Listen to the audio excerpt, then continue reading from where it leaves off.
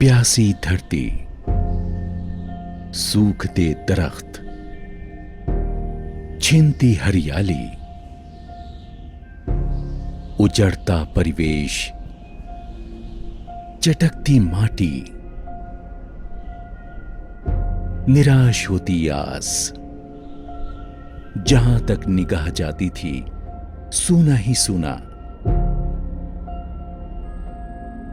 इंसान तो इंसान, पानी बिन जानवर भी विवश।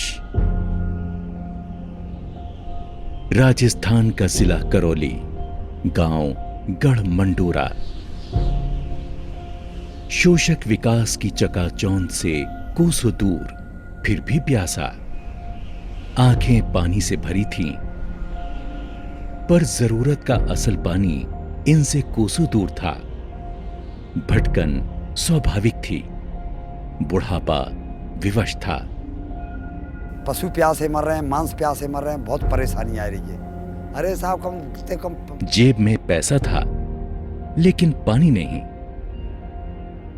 पहले कुआं में दाम लगाए साहब, 1 लाख 1.25 लाख रुपया कुआं में लगाए दो, फिर भी पानी नहीं है। फिर बोर कटवाया इसमें 200 फुट, बोर में भी पानी नहीं है। 42,000 उसमें खर्चे गए। अब गई साल भी पैदा नहीं है, इसी भी साल का गए थे 50,000 की लागत लगी डरी, अब भी पानी नहीं हुआ है। देखो ये भी बंजर पड़ी हुई है।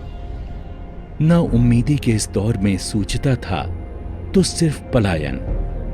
पेट तो भरना ही था। बाहर न्यूज आ रहे हैं कि पैदा नहीं है कुछ, बगैर पानी है। पानी हो तो पैदा हो, बगैर पानी पैदा क्या है उसका। बहुत 60 घर की बस्ती हमारे में 100 मन गेहूं है होंगे, बड़ी मुश्किल से। किसी के तो दाना नहीं हुआ, अभी तक मुंह पे ला के नहीं, बाजार से मोल ले लेके पेट पूर्ति कर रहे हैं, चारे की कर रहे हैं। जवानी पहाड़ जाने को बेबस थी और गांव पीछे छूट जाने को। अम्मा सोचती थी कब पानी आएगा, कब लौटेगा मेरा लाडला मेरी आंखों के आंसू समेटने।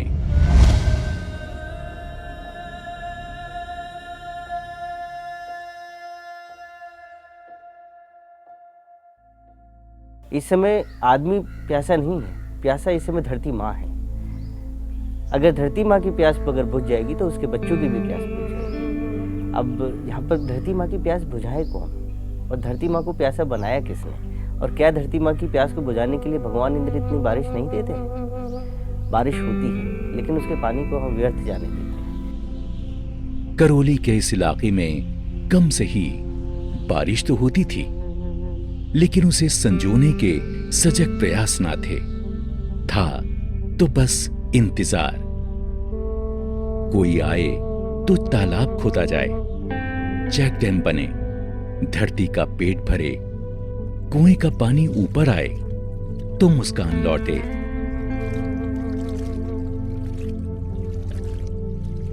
बगल के गांव भूड़खेड़ा में तरुण भारत संघ के कार्यकर्ता आए हैं। बच्चू सिंह भी वहां पहुंचे। कि हमारा एक तालाब है तो इसको बनवा दें तो बड़ी सुविधा है। हम पानी बगैर बहुत ज्यादा परेशान है। तरुण भारत संघ जल स्वराज से ग्राम स्वराज का काम करने वाली एक विश्वसनीय संस्था है।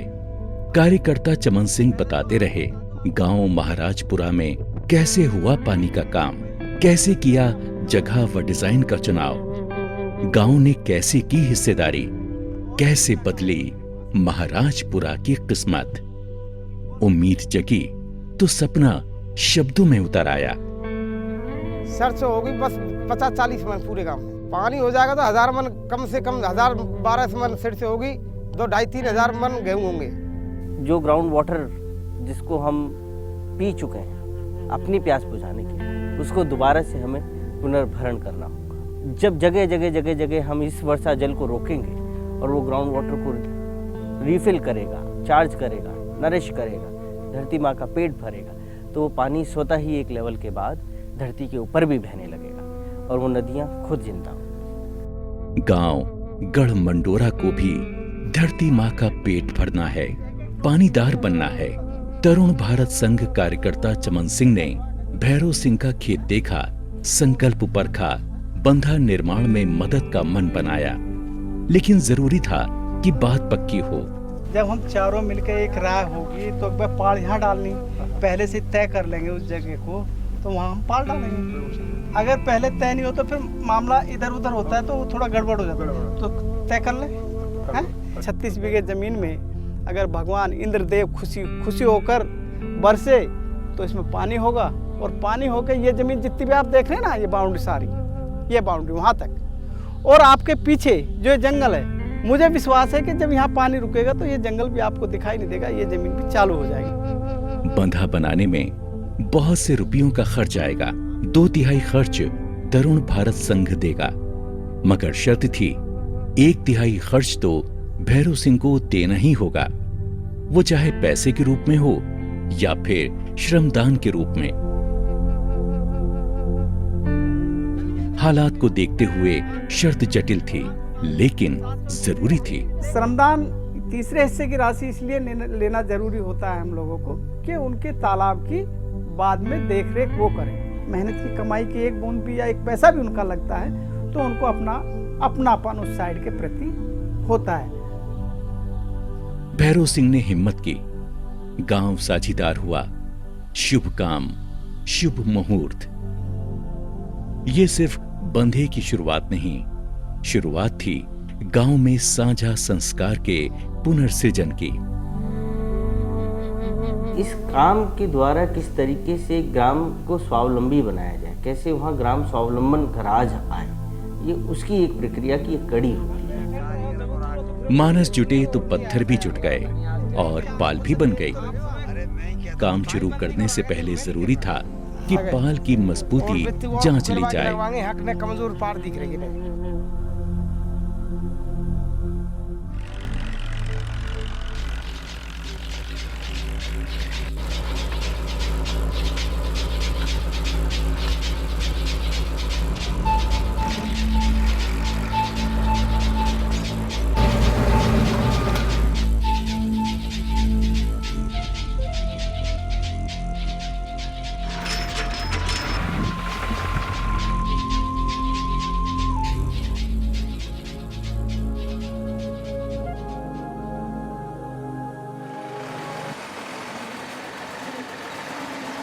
धरती का भूगोल बदलना इतना आसान नहीं होता, अतः काम चलता रहा।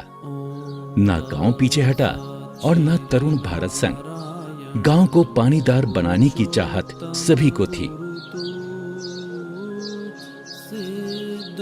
गांव मंडोरा से 200 किलोमीटर दूर जिला अलवर गांव भीकमपुरा स्थित तरुण भारत संघ के संस्थापक डॉक्टर श्री राजेंद्र सिंह जी को भी तरुण भारत संघ पिछले 3 दशकों में करीब 10,000 से ज़्यादा छोटी बड़ी जल संरचनाएं अलग अलग स्थानों पर बना चुका है, और इनके प्रभाव ये हुए हैं कि जो मृत छोटी छोटी नदियाँ थीं या जो बरसाती नाले थे, उनमें पानी की उपलब्धता बढ़ी है, और जिन गांवों और जिन इलाकों में यहाँ जो ये काम हुए हैं, उस पानी की उपलब्धता बढ़ने से वहाँ की सामाजिक आर्थिक बदलाव जो आए हैं, जो वो देखने लायक है।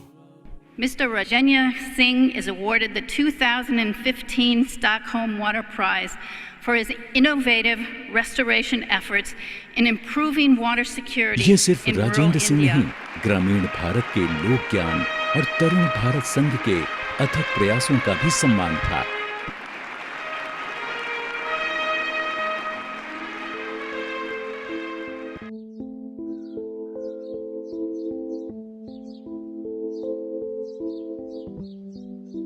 ये खासियत ही है कि श्री सिंह के नेतृत्व में तरुण भारत संघ ने लोक ज्ञान से मार्गदर्शन जरूर लिया, लेकिन व्यवहार में जहां जरूरी हुआ, आधुनिक तकनीकों से भी परहेज नहीं किया। राजेंद्र सिंह को जन और जल दोनों को संजोने की तकनीक में महारत हासिल है। प्रमाण है तरुण भारत संघ आश्रम में बनी ये छोटी जल संरचना। इसे प्रयोगशाला मान राजेंद्र सिंह दुनिया भर से आने वाले लोगों को धरती का पेट भांपना सिखाते हैं। श्री सिंह और साथियों की इसी सीख, समझ और समर्पण का नतीजा है कि 1985 में राजस्थान जिला अलवर तहसील थाना गाजी के छोटे से गांव गोपालपुरा से शुरू हुआ काम आज 1000 से अधिक गांवों में फैल गया है। 10,417 वर्ग किलोमीटर भूभाग को पानीदार बना देना सचमुच एक हौसले का काम था। धरती का पेट पानी से भरने के लिए हमने ये काम नहीं किया, हमने लोगों को तैयार किया, गांव के लड़कों को तैयार किया। गांव के लड़कों को रिसोर्स मैपिंग सिखाया, तालाब बनाने सिखाए, मिट्टी का मेजरमेंट करना सिखाया। ये सारे काम उनको सिखाए और उनसे करवाए। और उस काम का परिणाम ये हुआ कि जहाँ भी हमने काम किया वहाँ पानी आया। पानी आई तो लोगों को रोजगार मिलने लगा, खेती हुई और खेती हुई तो हमारे गांव के लड़के इस लायक बन गए कि कल तक वो जिनके मजदूरी करते थे उनको मजदूरी देने के लायक बन गए। उम्मीद है कि खछेड़ा तालाब निर्माण की कोशिश एक दिन गांव भूड़खेड़ा में भी ऐसी ही काबिलियत लाएगी। यहाँ की मिट्टी में पत्थर हैं। पत्थर अलग होंगे तो तालाब की तलहटी की पानी सोखने की क्षमता बढ़ जाएगी। गोपाल सिंह जानते हैं कि कितनी गहराई तक जाने से कितना पानी रुकेगा। तरुण भारत संघ में परंपरागत तकनीक जल संरक्षण की और आधुनिक तकनीक दोनों को जोड़कर काम करने का प्रयास करता हूं।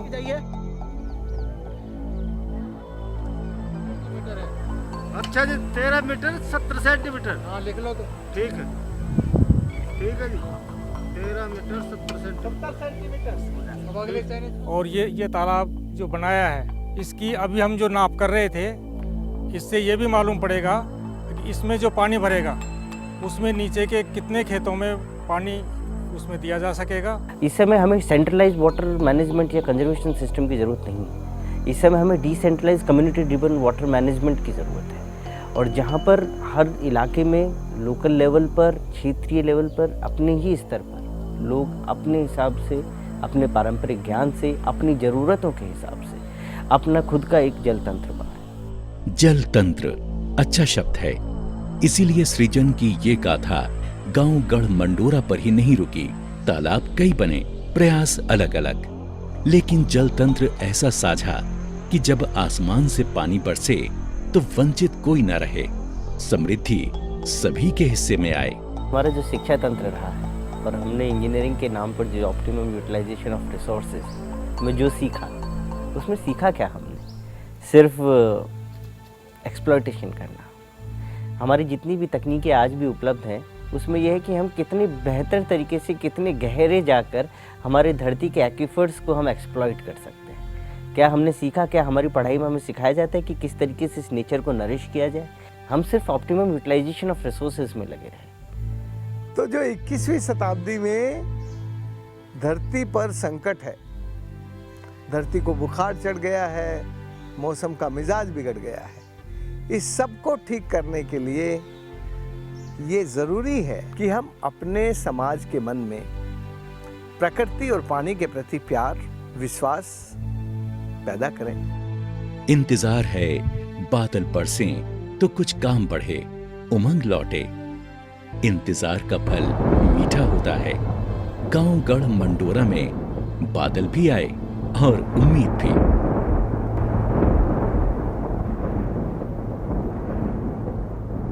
अब बारिश होने की उम्मीद अच्छी बन रही है, बादल गरज रहा है और बरसात होने की संभावना बन रही है। शायद बरसात हो जाएगी, तालाब में पानी भर जाएगा तो हमारी फसल की व्यवस्था अच्छी बन जाएगी। बारिश कभी अकेले नहीं आती, अपने साथ लाती है कुछ हंसी, कुछ खुशी और कुछ नटखट तरंगे।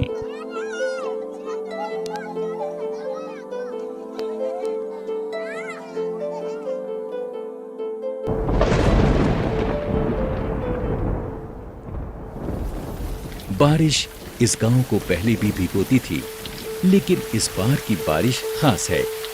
उम्मीद है ये बारिश जादू लाएगी।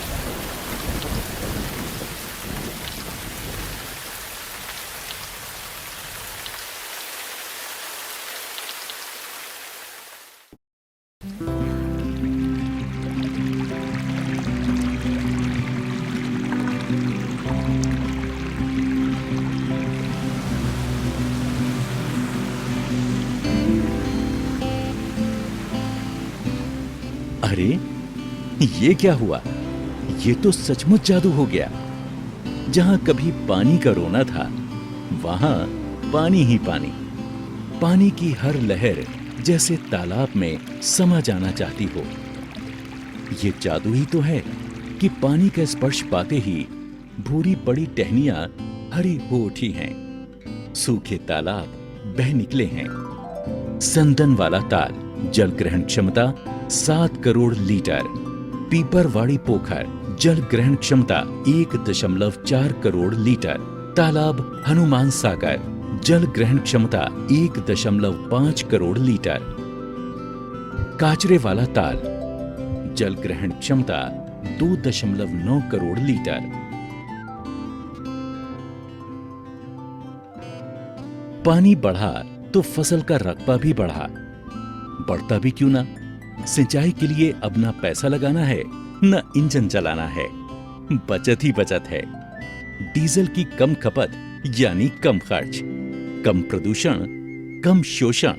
गई साल तो इसमें मतलब ये 10 बीघा जमीन नहीं, ये पैदावार 10 बीघा जमीन नहीं, और आज देखो 500 बीघे जमीन आबाद, जिसमें पानी चल रहा है आराम से और सारी चीज हरियाली।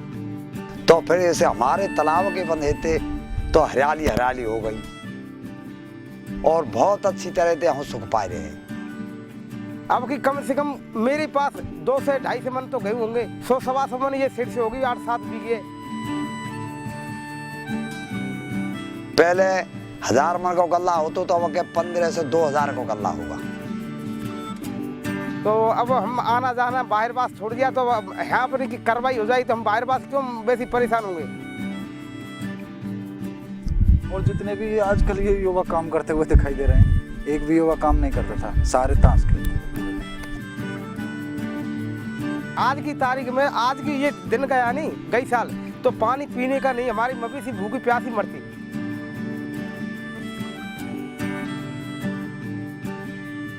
बहुत अच्छी तरह से और तालाब बरसात इतनी है तो हमारा तालाब फुल हो गया। आज देखो हमारी एक घेर है, वो उसमें मेरी जमीन तो खैर गई 10-8 बीघे जाने तो कोई दिक्कत नहीं, पर मेरी 50 भैंस उसी में दिनों रात पानी पी रही हैं, चल रही हैं, मस्त रह रही हैं। पशुओं को हम दूर ले जाते पानी पिलाने, अब पानी काफी पानी हमारे पास, तो हमारे पशु ही सूख गए हैं। चारा काफी है साहब, कोई दिक्कत नहीं चारे की, पानी के सहारे तो चारा होगा ही हरा। चारा हो तो मवेशी तंदुरुस्त, मवेशी तंदुरुस्त तो खाद भी और दूध भी। अब मतलब ये कि ऐसा है कि ऐसी खुशबू आती है कि मैं तो दिनों रात यहीं पड़ा रहता हूँ, यहीं बच्चा बच्ची मेरे को रोटी ले आते, झोपड़ी पे रहता हूँ, मेरे को मन नहीं करता है। हमारा परिवार 60 घन को बड़ो सुखी है, अच्छो है। तालाब के बंधे थे बड़ी स्वतंत्र रह गए, अच्छो रह गए। ये बयान प्रमाण है कि जिला करौली के इन गांवों की दुनिया अब बदल गई है। 1 साल की बारिश में ही इनके पास 3 साल का इंतजाम है। खाद्य श्रृंखला के सभी साथी लौट आए हैं, लिहाजा जलवायु परिवर्तन की आहट अब इन्हें डराती नहीं।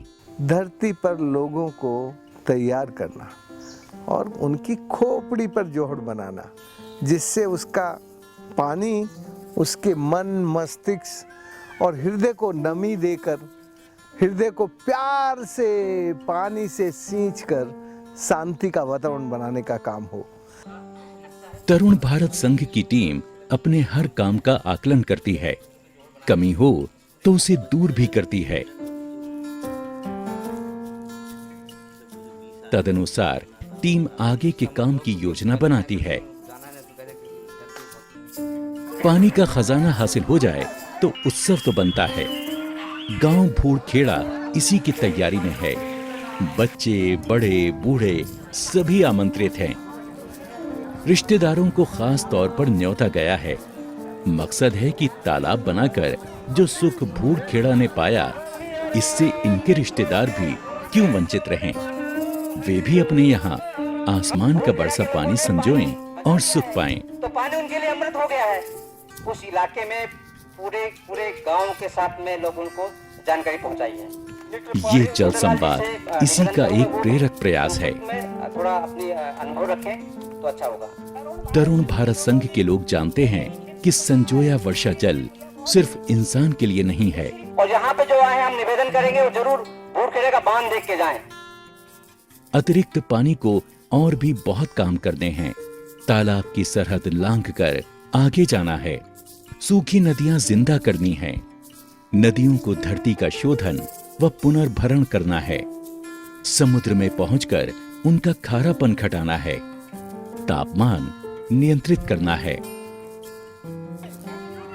तरुण भारत संघ ये भी जानता है कि हर पेड़ अपने आप में एक छोटा तालाब होता है।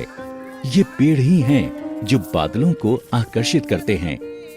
तरुण भारत संघ के साथी जानते हैं कि ये जो काम कर रहे हैं ये वर्तमान ही नहीं भविष्य की भी सुरक्षा का काम है।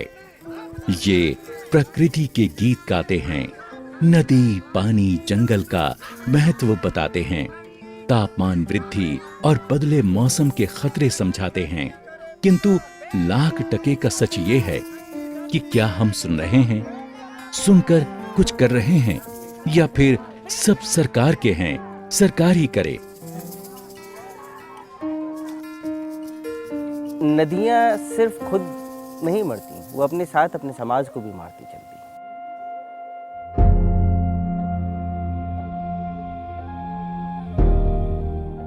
नदियों की सेहत ठीक नहीं होगी तो भारत के समाज की सेहत भी ठीक नहीं हो सकती। अभी भी हमारे पास बहुत समय है कि अब इस देश की नदियों को फिर दोबारा से जिंदा किया जाए।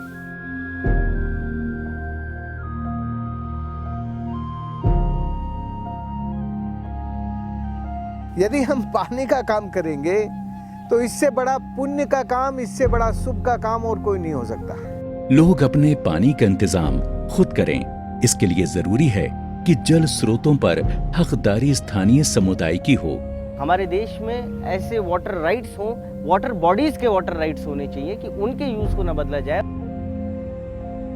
जो पानी का काम है वो अन्न सुरक्षा भी सुनिश्चित करता है, वो जल सुरक्षा भी सुनिश्चित करता है, वो उनके वातावरण सुरक्षित रहे उसकी भी सुरक्षा सुनिश्चित करता है। इसलिए मेरे सामने अभी जो सबसे बड़ा चैलेंज है वो तो ये जो तीसरा विश्व युद्ध जल के लिए सामने है। अब मेरे जो जीवन का बाकी हिस्सा है उसी पानी के शांति के काम में लगाना चाहता हूँ, जिससे तीसरा विश्व युद्ध ना हो।